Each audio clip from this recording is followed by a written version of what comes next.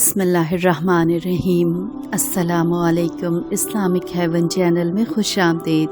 अगर आपको वीडियो पसंद आए तो इसे लाइक शेयर कीजिएगा, चैनल को सब्सक्राइब कीजिएगा और बेल आइकन को ज़रूर प्रेस कीजिएगा ताकि हर नई आने वाली वीडियो आपको बर वक्त मिल सके। 1253 मुताबिक 651 हिजरी को सैफुद्दीन के घर एक बेटे की विलादत हुई जिसका नाम अबुल हसन यमीनुद्दीन रखा गया।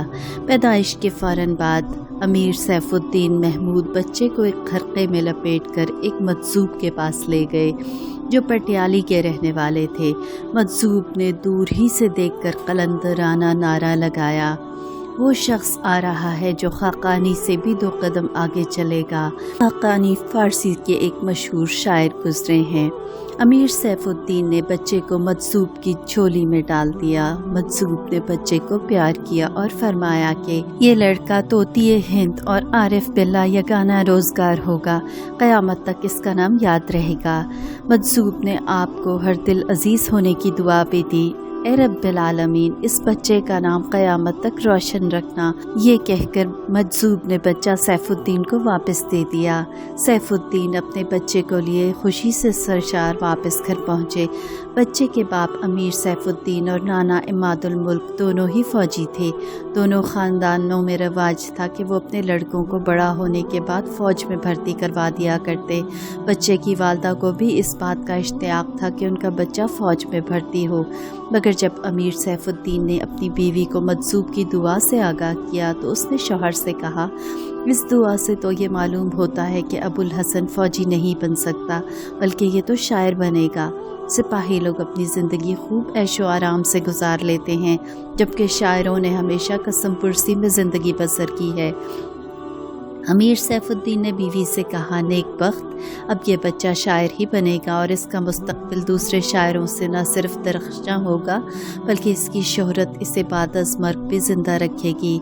अमीर सैफुद्दीन ने अपनी पूरी ज़िंदगी शमशेर व सनान के साथ गुजारी थी। वो अपनी औलाद को सिर्फ शुजात और शहज़ोरी की तरबियत दे सकते थे और पटियाली के इस छोटे से कस्बे में कोई मदरसा भी मौजूद ना था। इस दौर में दिल्ली इल्म व अदब का गहवारा था। सैफुद्दीन ने अपने बेटे की आला तालीम व तरबियत के लिए दिल्ली का रुख किया और फिर वहीं के होकर रह गए। उस वक्त अबुल हसन सिर्फ 4 साल के थे। इल्म व अदब का शौक़ अबुल हसन के दिल में बचपन से ही कूट कूट कर भरा हुआ था। खुदा ताला के फज़्ल व करम से उन्हें उस्ताद भी काबिल, बाकमाल, रफ़ीक और शफ़ीक मिले। लिखने की मश्क के लिए इस दौर के मशहूर खत्तात काज़ी असदुद्दीन की सरपरस्ती नसीब हुई। सिर्फ 10 साल की उम्र में ही उनकी शेर व शायरी और तरन्नुम के चर्चे होने लगे और उनकी शोहरत दूर दूर तक फैलने लगी। अमीर खुसरो के बड़े भाई अज़ीज़ुद्दीन को अमीर सैफुद्दीन एक रोज़ अपने मुर्शिद हज़रत निज़ामुद्दीन औलिया रहमतुल्लाह अलैह की खिदमत में लेकर जा रहे थे। खुसरो रहमतुल्लाह अलैह ने जब वालिद और भाई को बड़े एहतमाम के साथ तैयार होकर कहीं जाते देखा तो सवाल किया, मोहतरम पिदरगाही, कहाँ के लिए तैयारी की जा रही है और बिरादर मोहतरम को क्यों साथ लेकर जा रहे हैं? बाबा ने जवाब दिया, हम उस जगह जा रहे हैं जहाँ चंद साल बाद तुम भी जाओगे। अर्ज़ की, वालिद गिरामी, अगर चंद साल बाद जाना है तो अभी क्यों ना चलूं? वालिद तो तैयार हो गए, मगर अमीर खुसरो के बिरादर कलां अज़ीज़ुद्दीन शाह ने वालिद से कहा, खुसरो अभी बहुत कम सिन है, अभी इसको घर में रहने दिया जाए। मगर खुसरो ने इतनी ज़िद की कि बाप और भाई को उनकी ज़िद के आगे घुटने टेकने ही पड़े और वो आनन फानन तैयार हो गए और यूँ तीनों बाप बेटे हज़रत निज़ामुद्दीन औलिया की दरगाह की तरफ रवाना हो गए। वालिद ने बड़े बेटे से कहा कि हज़रत महबूब इलाही बहुत बड़े वली हैं, इस दौर में आप रहमतुल्लाह अलैह का कोई सानी नहीं और आज तुम उनकी बैत करोगे। अमीर खुसरो ने ये बात सुनी तो वालिद से कहा कि बैत तो मैं भी करूँगा। जिस पर वालिद ने कहा, नहीं बेटे, अभी नहीं, तुम करोगे ज़रूर, मगर 2 साल बाद। यहाँ अमीर खुसरो रहमतुल्लाह अलैह ने फिर ज़िद शुरू की। वालिद उन्हें समझाते रहे मगर खुसरो बज़िद रहे। इसी कश्मकश में रास्ता तमाम हुआ और वो तीनों निज़ामी बारगाह में पहुंच गए। वालिद ने दोनों बच्चों को खानकाही आदाब समझाए और अंदर जाने के लिए कहा। अमीर खुसरो रहमतुल्लाह ने वालिद से कहा, आप दोनों अंदर जाएं, मैं बाहर ही ठहरूंगा क्योंकि मैं निज़ामुद्दीन औलिया से बैत नहीं होना चाहता। वालिद बहुत हैरान हुआ कि अचानक इस बच्चे की सोच कैसे बदल गई। अभी तो ये बैत के लिए बज़िद था। والد نے پھر استفسار کیا، بیٹا کوئی وجہ تو بتاؤ۔ عرض کی، بس میرا ان پر اعتقاد نہیں بن رہا۔ فرزند عزیز، تم نہیں جانتے حضرت محبوب الہی بڑی کامل ہستی ہیں، وہ روشن ضمیر ہیں۔ امیر خسرو نے جواب دیا، تو ٹھیک ہے، آپ لوگ اندر جائیں، میں یہاں انتظار کرتا ہوں۔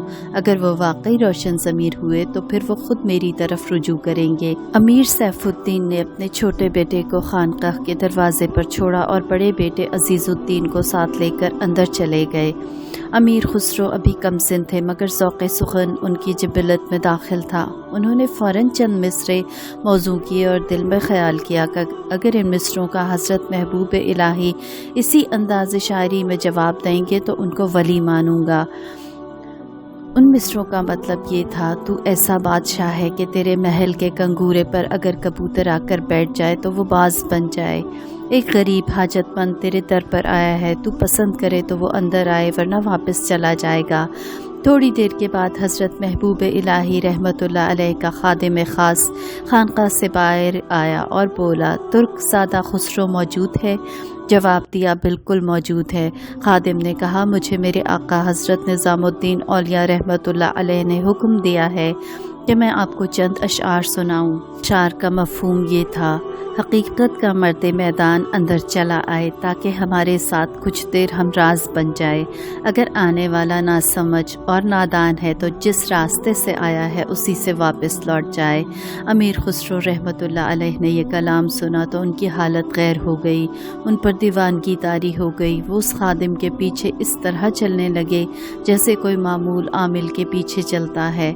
خانقاہ کے اندر امیر خسرو رحمت اللہ علیہ کے والد اور بھائی بھی تشریف فرما تھے۔ انہوں نے امیر خسرو کو دیکھا مگر امیر خسرو نے حضرت نظام الدین اولیاء کو دیکھا۔ نظروں اور چپ ہونٹوں کا کلام ایک دوسرے تک پہنچایا۔ خواجہ نظام الدین مسکرائے اور امیر خسرو کو اپنے پاس بلایا۔ آپ دوڑتے ہوئے آگے بڑھے اور حضرت کے قدموں میں گر کر عرض کی، حضرت مجھے بیعت فرما لیجئے۔ حضرت محبوب الہی نے جواب دیا، اے مرد حقیقت، آ اور ایک دم کے لیے ہمارا ہمراز بن جا۔ اور اسی وقت حضرت نظام الدین نے امیر خسرو کو بیعت کر لیا۔ پھر جلدی حضرت امیر خسرو نے حضرت نظام الدین اولیاء کے انتہائی چہیتے اور محبوب مرید کا درجہ پا لیا۔